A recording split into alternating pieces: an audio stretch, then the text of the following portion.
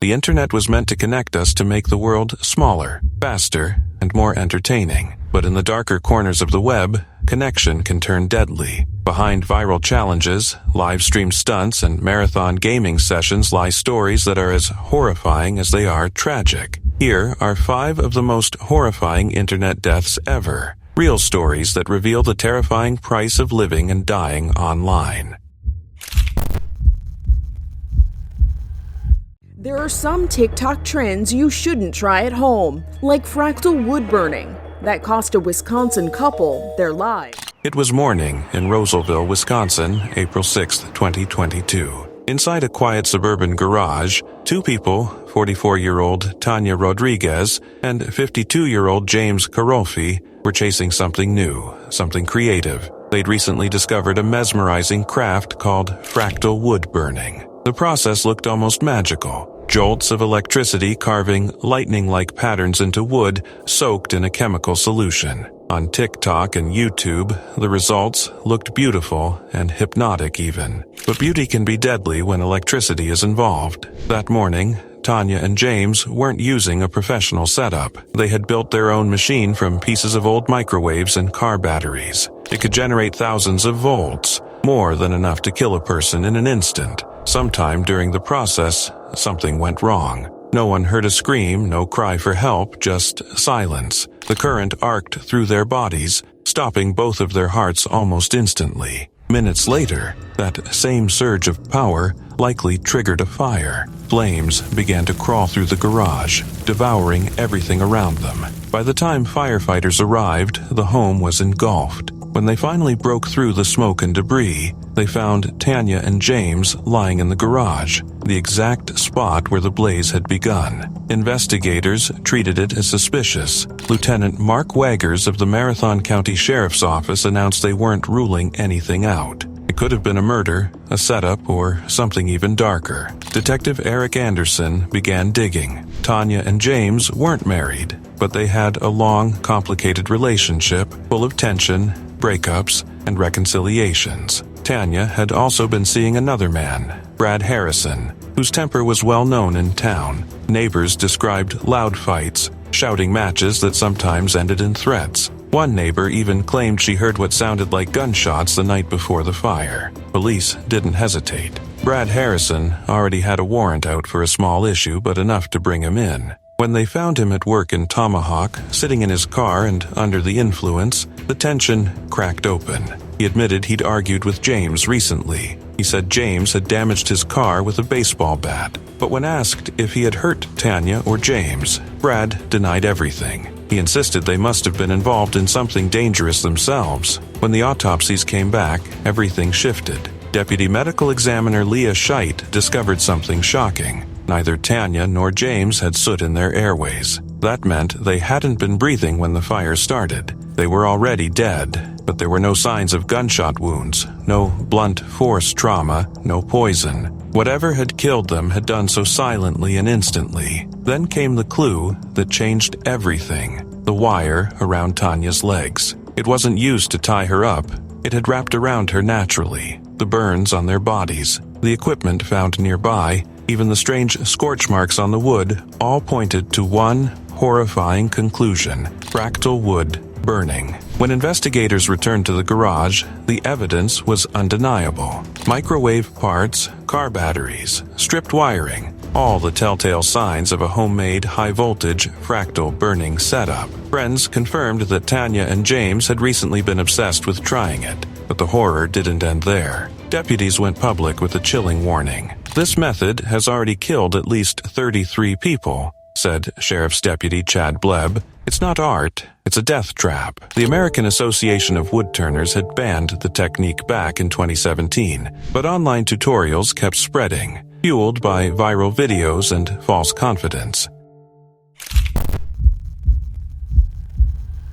It was March 2nd, 2024, in Lancaster, a city in northwest England. 11-year-old Tommy Lee Gracie Billington was having a sleepover at a friend's house on Greenset Close. Sometime during the sleepover, Tommy Lee tried something he'd seen online, a dangerous social media trend known as chroming. The challenge involved inhaling fumes from everyday household products like deodorant, paint, or nail polish remover to feel a quick, dizzying high. What many don't realize is that the chemicals can cause the heart to stop almost instantly. For Tommy Lee, that's exactly what happened. He inhaled one of the substances, collapsed, and went into sudden cardiac arrest. He never woke up again. At 12:04 p.m. that Saturday, an emergency call came through to Northwest Ambulance Service. A young boy was unresponsive. When police arrived, Tommy Lee was still unconscious. He was rushed to the hospital, but doctors couldn't save him. By that afternoon, he was gone. At first, officials listed his death as unexplained, but his family knew the truth. Just days later, his grandmother, Tina Burns, shared her heartbreak online. She revealed that Tommy Lee had died after trying the TikTok craze called chroming. Tommy Lee was described as bright, kind, and full of energy. He lived with his mother, Sherry, in Lancaster, while his father's family lived in nearby towns. In her own post, Sherry pleaded with parents to lock away household chemicals and to talk to their children about the dangers of viral challenges. "Hide all the deodorants," she wrote. "They cost my son his life." Chroming isn't new. It's an old form of inhalant abuse once known as huffing or sniffing, but social media has given it a deadly revival. The shocking part? The trend is spreading among younger and younger kids, many of whom don't understand the risks until it's too late. As investigators dug deeper, the case widened. 2 adults were questioned in connection with Tommy Lee's death. A 25-year-old man from Lancaster was arrested on suspicion of child neglect and possession of harmful substances. He was later released on bail. A 35-year-old woman was also interviewed and released under investigation. While the official cause of death remains listed as unexplained, Tommy Lee's family has no doubts chroming was involved. Tina Burns has since turned her grief into purpose. As a teaching assistant, she's begun speaking in schools, warning students and parents alike. Many parents, she says, had no idea such trends existed. Some even deleted social media apps from their children's phones after hearing her story. Tommy Lee's family is now pushing for real change. They want stricter rules to protect children, including banning social media for anyone under 16 and holding platforms accountable for allowing deadly trends to circulate unchecked. Medical professionals are backing their call. Dr. Lawrence Cunningham, a retired physician, warned that inhaling toxic fumes can lead not only to instant cardiac arrest, but also to severe brain and organ damage. According to the UK charity Resolve, deaths from solvent inhalation had declined over the years, from 152 in 1990 to 38 in 2020. But experts now fear the numbers could rise again as dangerous challenges reappear online. Tonight, an arrest for murder in Virginia after teens tell authorities an age-old childhood prank, the ding-dong ditch, turned deadly. In the summer of 2005, the city of Brescia in northern Italy became the backdrop for one of the most disturbing crimes the country had ever seen. Aldo Donegani, 77, and his wife, Luisa De Leo, 61, were well known in their community. Quiet retirees who lived a modest life in their villa on Via Ugolini. They had no children of their own, but were close to their nephews, even sharing the villa with one of them, Guglielmo Gatti. On the surface, life seemed ordinary, but beneath that quiet exterior lay a secret that would soon horrify the entire nation. On August 1st, a relative arrived at the couple's villa for a visit, only to be met with silence. The shutters were closed, the phone lines were dead, and there was no sign of Aldo or Luisa. The villa itself was unsettlingly pristine. Their Renault Clio was parked neatly in the garage, along with their bicycles. Inside, there were half-eaten meals still in the oven, groceries left to spoil in the fridge, and even Luisa's personal belongings untouched. It was as if the couple had vanished into thin air. Concern quickly grew, and a missing persons report was filed. Friends and neighbors couldn't understand it. Just days before, the couple had attended Mass at their local parish and spoken of upcoming plans. They had disappeared without reason, without warning. For 2 weeks, investigators chased leads. Some believed they might have gone on a sudden trip, but that theory unraveled quickly. They had only just returned from holiday and nothing in their home suggested a planned departure. Suspicion soon began to circle around their nephew, Guglielmo, who lived upstairs. A 41-year-old unemployed man, reserved and withdrawn, he told police he hadn't seen his aunt and uncle in days. He insisted he knew nothing, but neighbors whispered about strange noises coming from the villa, about lights on at odd hours, and even the sharp smell of bleach drifting from the garage. Then came the discovery that changed everything. On August 17th, in the remote forested valley of Valpasco, alpine rescue workers stumbled upon a series of garbage bags dumped deep into a ravine. Inside, they found dismembered human remains in an advanced state of decomposition. It was them, Aldo and Luisa. Their bodies had been cut apart with chilling precision, packed into bags, and abandoned like trash in the wilderness. Even more horrifying, their heads were missing. Months later, mushroom hunters in the woods near Rovaglio di Seo would uncover the rest. First Aldo's head, then Luisa's, found almost a year apart, both hidden beneath layers of leaves and soil. The brutal completeness of the crime sent shivers through Italy. How could anyone do this, let alone to a frail elderly couple who posed no threat to anyone? All eyes turned to Guglielmo. A witness had seen his blue Fiat Punto racing dangerously along the Vivione Pass on the very day the couple vanished. He had looked pale, sweaty, agitated. Hotel staff recalled him arriving late at night in Val Camonica, leaving early in the morning without explanation. Forensic teams searching the villa uncovered more damning evidence: traces of blood scrubbed away in the garage, residues in his car, and even on his shoes. It appeared that Aldo and Luisa had been drugged, killed, and then dismembered in that very garage before their remains were transported into the mountains. Despite the mountain of evidence, Guglielmo denied everything. He told investigators he was being framed, that he had nothing to do with the murders. This morning, the loss of a 5th grader killed as the result of a viral online challenge. Carson Bodkins was found dead in his bedroom last Thursday after he choked himself as part of a game.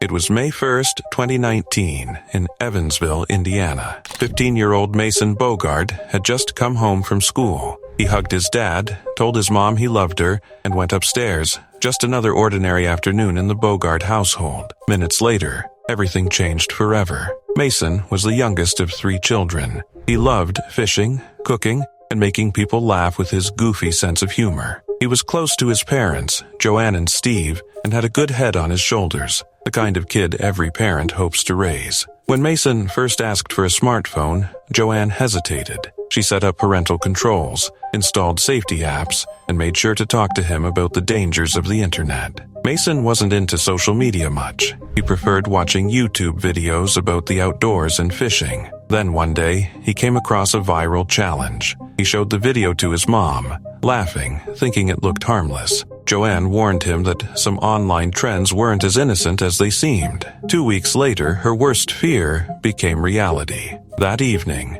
everything seemed normal. Mason told his parents goodnight and went upstairs to shower. Minutes later, a loud crash echoed from his room. His father, a firefighter, rushed upstairs and found Mason unconscious, a belt around his neck. His pulse was gone. Steve began CPR immediately, fighting to bring his son back. Paramedics arrived and rushed Mason to Deaconess Hospital, where he was placed on life support. But the damage had already been done. Days later, doctors told the Bogarts that Mason had suffered irreversible brain injury. On May 6th, Mason was declared clinically brain dead. His parents made an impossible decision to honor his wish of becoming an organ donor. Mason's organs saved 5 lives. As he was wheeled down the hospital hallway, nurses, doctors, and family members lined up in silence to say goodbye. It wasn't until afterward that Joanne discovered what had happened. She learned that Mason had attempted something called the choking challenge, a deadly online trend where kids intentionally cut off their oxygen to feel lightheaded or get a brief high.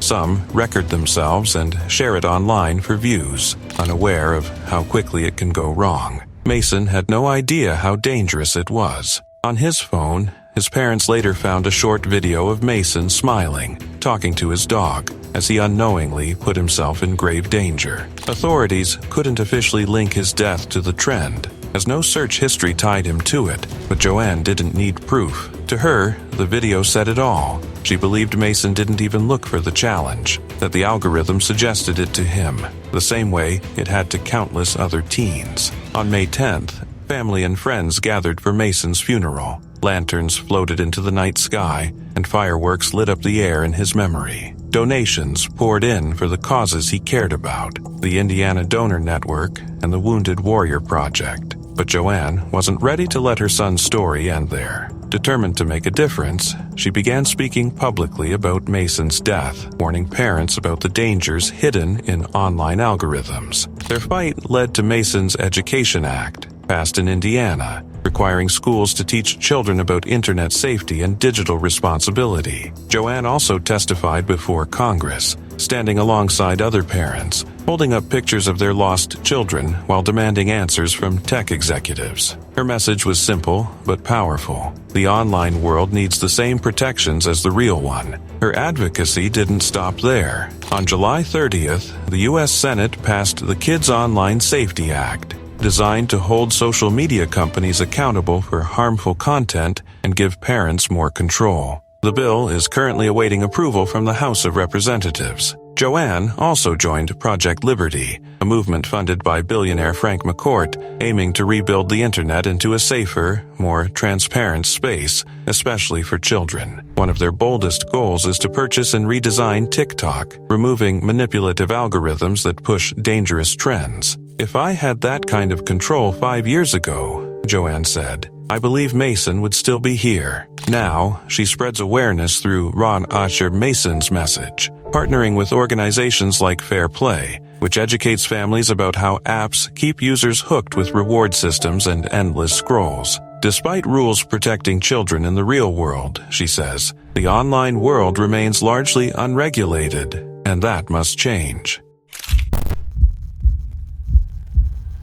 It was the morning of May 15, 2011, in Brisbane, Australia. 20-year-old Acton Beale had just returned home to his apartment in Kangaroo Point after a night out with friends. He was cheerful, energetic, and, like so many young people at the time, fascinated by a strange, new internet craze planking. The concept was simple. Lie face down, completely stiff like a board, in the most unusual place you could find. Arms by your sides, body straight, someone snaps a picture and you post it online. The more bizarre or daring the location, the more viral the post. What began as harmless fun on living room floors and park benches had quickly evolved into a global competition for attention, with people planking on cars, rooftops, and even moving vehicles. That morning, Acton decided to take it one step further. He attempted to plank on the railing of his 7th-floor balcony, a ledge barely 5 centimeters wide. His friend, who had been with him earlier,